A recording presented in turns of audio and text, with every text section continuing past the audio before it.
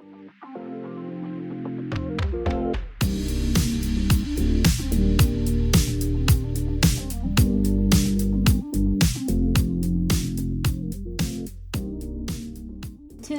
we're going to talk about duplication. Duplication due to integration with a third-party app such as Shopify, Square, Method, or whatever integration you use in QuickBooks Online. So how does integration work with QuickBooks Online? So Honeybook and so on and so forth. So each one will sometimes work a little different, but most of them are kind of the same, right? So first of all, to be able to access we're gonna go ahead and go straight to QuickBooks Online. Okay, there you go. To be able to access your apps it's gonna be on the left hand side of your books. Okay, there you go. Apps, find apps. And you can also click on my apps to find out what kind of apps is in here, but this is a simple account, so there's no apps in here. However, if you want to find the apps, it's right here, so you can integrate with your favorite Salesforce, Method, Shopify, Honeybook, Amazon, eBay, of course Square, BigCommerce, WooCommerce, Etsy. So each one of those apps will be developed by a different company. So if you are going into Salesforce, for instance, you can go into this one, and here is going to tell you what company is developing it. In this case, it's Intuit, means it's QuickBooks. Okay, it doesn't have a very good review here.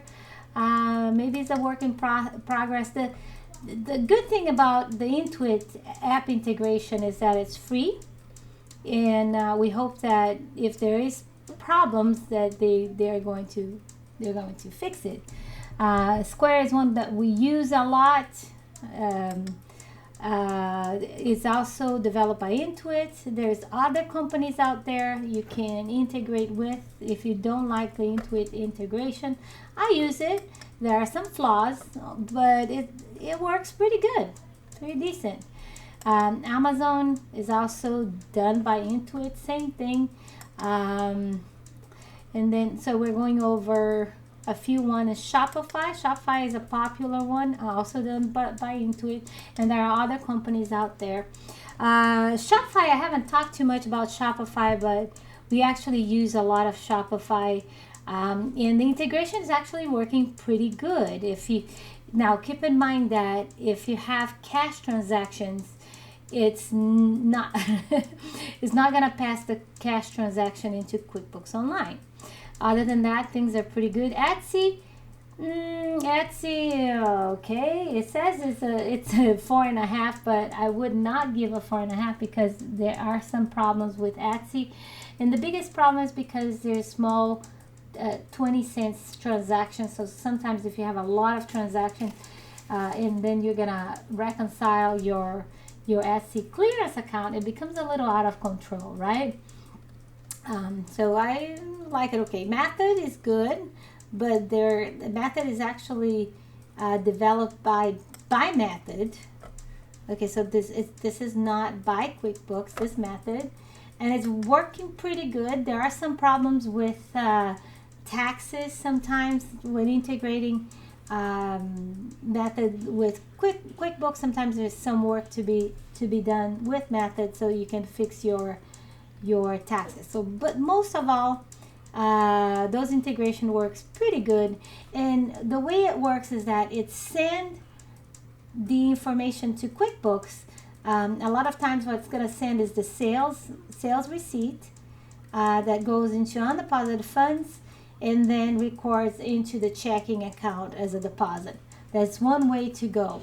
Now, some other companies such as Shopify and Etsy, it's gonna have a bank account, a clearance bank account for that app. So it's gonna show as a bank account. It's gonna call clearance Shopify clearance account, and once you integrate it, automatically create that bank account, and all transactions go into that bank account as a sale, and then out of that bank account as a transfer into your checking account.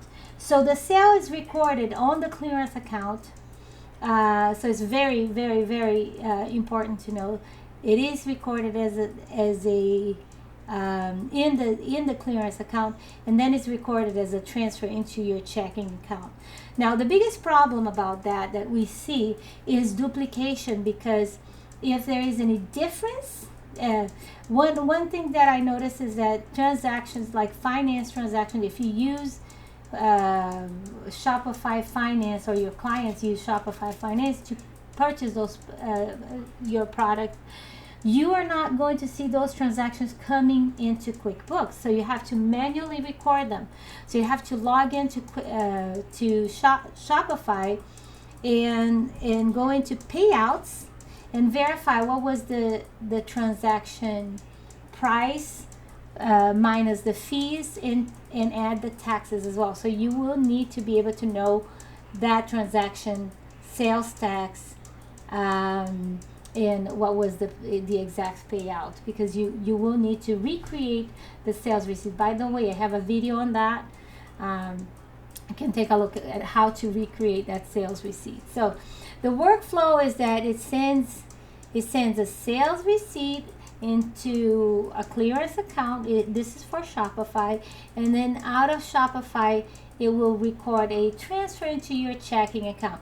Now, if there is any difference as far as number goes, for whatever reason, including system integration problems, it's not going to match. And if you're not matching those transactions, you're duplicating everything. Now, one thing that is extremely important, I always emphasize that, is that if you have integration, one thing you should never do is to create a rule for an income for those transactions that are being brought out by the integration. Because if you create a rule to enter those transactions as income, especially if you do an auto rule, your transactions will not have the opportunity to match to the transfers, and you're duplicating all your income. That happens so often. So that's one of the main problems or challenge, I should say, that you may have when you have a integration. Now, like I said, this is for Shopify. It has a clearance account. For Square, it doesn't have a clearance account. It goes into undeposited funds. Undeposited funds will be deposits when you receive payments to an invoice, or when you receive payment and record a sales receipt. You should always send it to undeposited funds.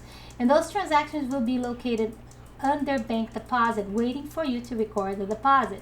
So plus new bank deposit, and they'll be sitting over there, right? So there's a couple of them over here on the simple account. And what we do is that once you deposit into the bank, if it is those two, you're gonna record the deposit here, and you're gonna select the date that you actually went to the bank to deposit. I suppose it was last month on the 8th, so one day later, and then we record into whatever checking account, whatever account that you deposit the money. So that's how it works. That's the workflow. So sales receipt or invoice, if it is invoice, the workflow is invoice your customer, and then if it goes through QuickBooks payment, it will automatically generate a sales receipt and a deposit, and you have to match it in QuickBooks. It will go straight, so it doesn't have a clearance account. If you go to Shopify, it's going to have a clearance account. Go into the clearance account and transfer into the checking as a transfer, not as a sale, because the sale is already recorded on the clearance account. If it is Square, it's going to be right over here. Shopify is right over here as well. So it's not connected, but the transactions would be here. You would accept those transactions and match it in banking as a deposit, not as a transfer. Shopify transfer, Square is a deposit. Now, one thing that happens a lot with Square is sometimes is one problem that I see a lot is sometimes cash is bundled up with credit card deposit, and it doesn't match here. It doesn't match in the banking. So what you need to do is to find the transaction into the app transaction, and verify if there is a cash deposit, and then you would correct that into the bank deposit. So you go to the bank deposit, find that deposit, right? And let's suppose that this one doesn't belong. Let's suppose this was cash. It doesn't belong to the deposit because cash doesn't get deposited into the checking account. It will be directly paid to you, and maybe sometimes you will deposit, but it's not going to be deposited with the deposit coming from credit card. So you will need to take that off, and then save and close, and then match it in banking. So that's how you fix that. Now, to find out, I have actually a video on that. We'll go ahead and put a link on that video so you can watch it on how to locate or how to deal with those transactions, how to open up the details, see if there is cash or uncategorized income mixed up with credit card, and then how to undo it, and then accept it, go to deposit, and then remove that cash deposit, right? So that's a problem, a known problem with the integration that is designed by Intuit. So hopefully they are working on it. But we're very aware of that issue with the integration with Square. And sometimes the amount is going to be off by a few cents, and then a lot of times you're not going to find a match, and there's a Square transaction. You're just going to accept it, and the only problem is that when you accept it and there is an income transaction already recorded, once again you're duplicating that income. So you got to be very careful with that, okay? So because with Square, you'll see after you enter the transaction into app transaction, you have to enter those transactions first. It's not going to automatically come here. So you would have to go to app transaction, accept those transactions, and then here you can match them. It's going to show up as a deposit, right? Just like that. If you have doubts or questions in regards to the deposit, you can actually click on the number 408 right on the deposit, and click on the hyperlink, the blue that says deposit, and that's going to open up the deposit. You can take a look and see what's included, if everything is correct, and then you can match it. Okay, so once again, very important to match the transactions that are coming through your third-party app, and that includes pretty much all of them. Amazon. So if it's coming through those Etsy is gonna work kind of like Shopify. So it's gonna have a clearance account. It's gonna go into the clearance account, and then go as a transfer to your checking account if you set up the checking account to be the account that you're depositing the money, right? All right, so hopefully this was useful. So this is kind of to give you a few ideas of the possible problems that you may have with duplication because of third-party integration. I have several videos on Square. I have videos on PayPal. I have video on Etsy, and each one, PayPal will work a little bit differently. It works more like a bank account, and you will see more like a bank account here that's called PayPal, and then you see transfer from that bank account into your checking account. So it works a little bit different because it's going to have, it doesn't have a clearance account here. Sometimes it does have a clearance account as well, but most of the time you just have the checking account here, and that those transactions will be, if it is income transaction, it will be deposited into your checking and record as a transfer. and then match over here, and the income transaction will go into the PayPal checking account. So there's different things for each of those third-party apps, but they all kind of have a few things in common. I can't tell you which one is my favorite because there's no perfect integration. And I'm gonna get back here. Okay, so there is no perfect integration right now. So there's always something that you will need to do. Sometimes with Shopify, like I said, if you deal with cash transaction, Shopify will not bring those cash transactions. So you have to manually enter them into QuickBooks and record those cash transactions into your cash bank account. And then if you deposit in your checking account, you record as a transfer out of your cash account into your checking account. Shopify, like I said, works very similar with Etsy, except it works better. Does have a clearance account. So Square, widely used.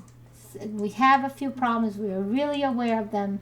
Shopify does have a few problems as well. So the cash transactions, and also the fact that if your client purchased with finance option, those transactions are not coming through. So you will also need to enter them manually and match it in QuickBooks. So that the information in regards to that transaction, you should be able to find it in Shopify.